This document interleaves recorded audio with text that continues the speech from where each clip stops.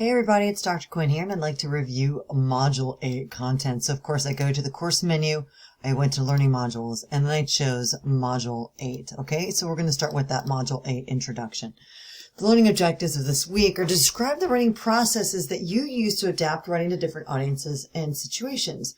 So this module is going to help you reflect on the process you've used to perform critical reading, analysis, and writing of the draft to Audience 1, and then the review of that draft and finalizing of that while you tinker with Audience 2's content.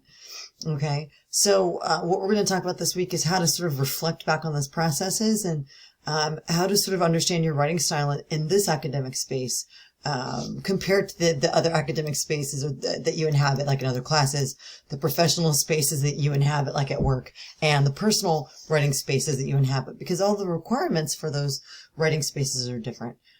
So sort of understanding that context of audience and purpose and tone will really get you ready for the classes to come and for the workspace writing that you'll do in the future. Okay, so we'll take a look at this module at a glance. Now we've got the guide here, which is reflecting on writing processes. You've got this content to read. It shouldn't feel that overwhelming this week. You now have a set of resources. You've got chapter 31 that you should be reading and how to write anything, the introduction to the writing process. You're going to take a look at that just one more time. And then we've got chapter 4 here, which talks about writing style and design and clarity and the respectfulness and sort of like tone and content presentation. The final thing you've got this week, while I'm busy grading the project, you know, the focus on audiences 1 and 2, you're going to work on a discussion and insights. So for your initial post due on Thursday, you will address the following questions. Of all the critical reading and writing tools, which was most useful and why or how? So go into depth of detail there.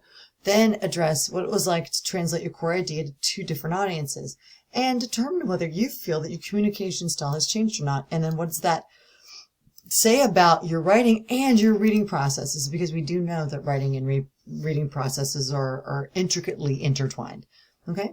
It would be really nice to see a chunky paragraph for each of these questions answered. That's the exemplary. It's the student going to specific details and then shifting into proof of that with, for example, or such as, and saying, when I was working on my draft or when I was in the final project, and providing data to drive those points home. So now you know exactly how to get to the exemplary column. And in your responses, sort of reflecting on what you appreciate most about the strategies your classmates have mentioned and what have you learned from your peers' posts. So you could start off by saying, what I've learned from your post is, and that will work out really nicely for you on this final discussion assignment. You'll see that the discussion assignment is graded on comprehension.